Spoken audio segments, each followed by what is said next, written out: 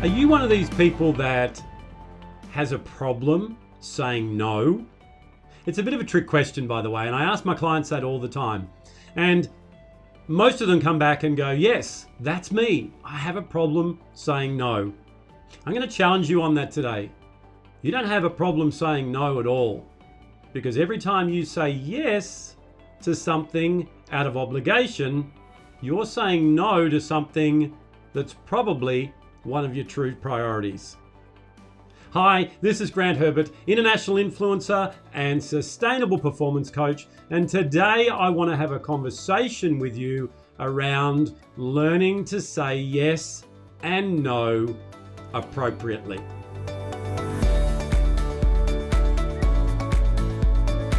So over the last few weeks, we've been talking about developing our personal power, that inner self-confidence and knowing that we have everything within us and around us to be who we need to be to get done what we've been put on the planet to get done. We talked about self-care and how self-care is not selfish. It's about putting yourself first so that you can then help others. It's about having a balance between taking care of others with self taken care of. We talked about on the aeroplane when the mask drops down and they say fit your mask before assisting other guests. We went on this month to talk about a number of things, and we talked about boundaries. We talked about setting boundaries, and we talked about your priorities and what it is that's important to you. And we talked about making 2 decisions. And then there was the 4 steps that I took you through last week. And by the way, if you're just joining me right now, go back and listen or watch each of those episodes, and it'll take you on the journey to where we're getting to today. So today I wanted to finish up this series around personal power by talking about saying yes and no appropriately.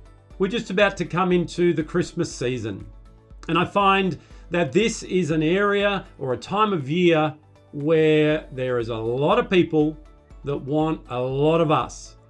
And we can have a bit of an energy challenge if we say yes to everything. So the reason I've taken you on this journey to get to here now is we need to have a high personal power, high value on ourselves, exercise self-care, get that mindset sorted out and those behaviors started before we're able to go through with what I'm going to teach you right now.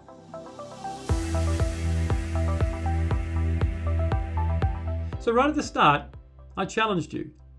And I said, you don't have a problem saying no, you have a priority problem.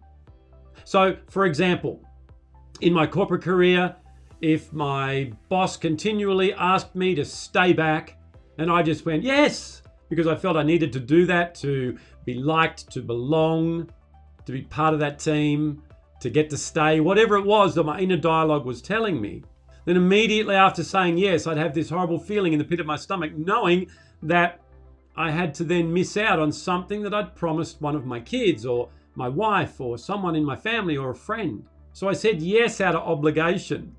And quite often we do that, and then that person goes away and we go, oh, why are they asking me to do these things all the time? And at the end of the day, the reason why I got asked those questions all the time was because I always said yes. And it's that instant response of yes, I just say yes to everything, because if I say yes to everything, then people will like me, people will accept me, people will approve of me. And that's where we talked about breaking free of that performance trap.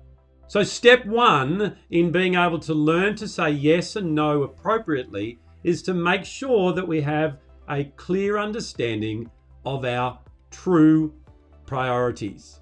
Now, right now, this week, it's been pretty hectic for me. I'm just about to go and get on a plane and fly to Melbourne overnight, working with some clients tomorrow, sorting out some things for next year. So even doing this right now, it's going to be shorter than what it normally is because I need to prioritize getting some self-care things done before I go. So it's good for you to know that I, most of the time, because I'm human, practice what I'm teaching you. So I'm saying yes to getting those things done that I need to get done before I go that are important to me. and no to getting this perfect and getting it, a good length. That's what I'm used to doing.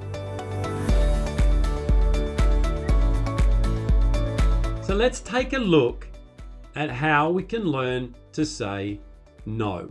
So the first thing, as I said, is we get the priorities right. The second thing we want to do is I want you to do an exercise with me where you identify when you say yes, what you're actually saying no to. So for example, my boss has asked me back, so I go yes. So that yes is getting me to say no to spending that time with my son or going to my daughter's recital, whatever it is.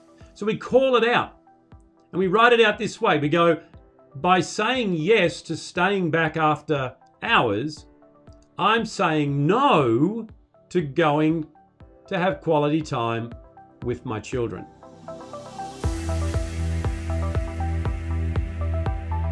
Now, we're doing this not to beat ourselves up and to feel bad. We're doing this to identify which of those are of the highest priority. And that's why we need to start with getting the priorities down first. So let's do it the other way. By saying no to this, I'm saying yes to this.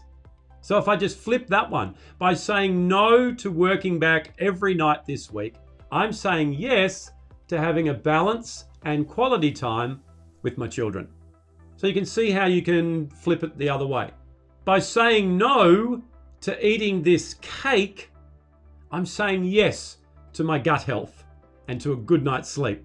By saying yes to eating all that fast food, I'm saying no to good gut health, which affects my mental health and my ability to perform, etc.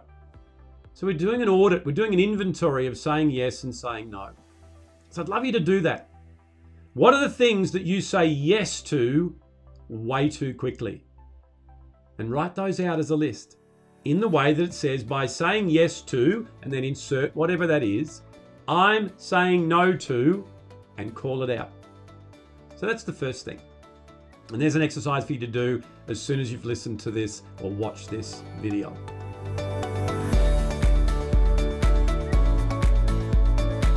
The second thing I want to empower you with as I leave today is learning to say no in a way that people understand. And it's about using a soft no. You see, that instant reaction of someone asked me to do something, so to fight those fears of not being good enough, not belonging, not being loved, I go, yes. And it's in that split second we go, why did I say that? We want to take it back. So what we want to do is we want to have an exercise or a process that gives us some space to think. So my boss comes in and says, hey Grant, I've got this project that I want you to invest some more time in. And it's going to mean that you're going to need to work back 3 or 4 days next week. Now, instead of going, yes, and then regretting it, what I could do differently is go, yes, boss, I'd love to see if I can do that. I'll need to get some more information from you as to what that actually entails so that I can see if it's going to work for me. So I've said yes. They've heard that I'm, on board with them in what I'm going to do or what they're wanting me to do. But I've got to filter it first and see if it fits with what I've got on. And what that does is 2 things. It gives me space and something different to do so that I don't just go yes, and it gives me an understanding of what I need to do next, and that is check it against my priorities.